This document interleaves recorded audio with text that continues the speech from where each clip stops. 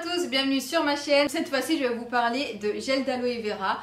Vous savez que j'adore le gel d'aloe vera. Pour moi, c'est un indispensable. Je ne peux pas m'imaginer chez moi sans gel d'aloe vera. Vraiment, c'est devenu un indispensable. Je l'utilise au quotidien. C'est un peu le truc à tout faire, le gel d'aloe vera. C'est dingue, ça a tellement de propriétés et c'est tellement efficace. Du coup, il fallait absolument que je vous en parle. Donc le gel d'aloe vera est hydratant, cicatrisant et réparateur.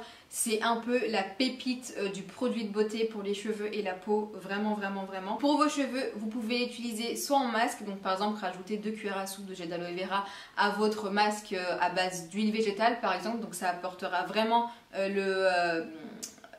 l'hydratant en fait dans votre masque. Sinon vous pouvez l'utiliser aussi après votre shampoing, donc sans rinçage en fait, sur vos cheveux.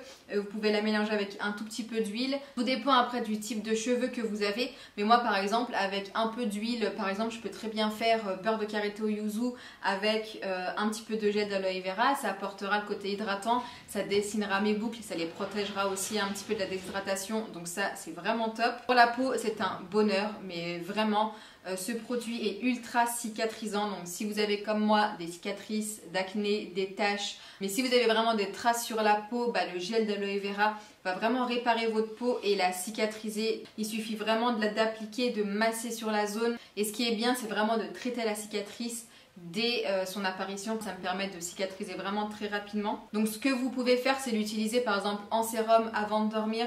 Donc quelques gouttes de gel d'aloe vera dans votre main avec un petit peu d'huile, par exemple si vous avez de l'acné, de l'huile de nigel, ou si vous avez la peau grasse, de l'huile de jojoba. Vous mélangez ça dans votre main et vous l'appliquez sur votre visage.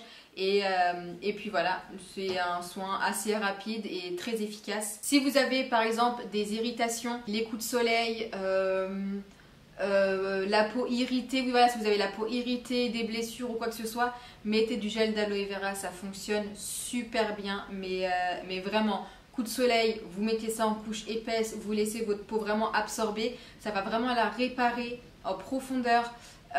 Si vous avez la peau irritée, des piqûres de moustiques aussi, moi quand j'étais aux Philippines je me suis fait bouffer par les moustiques et ça apaisait vraiment ma peau, ça me faisait vraiment du bien, ça m'évitait vraiment de me gratter en fait.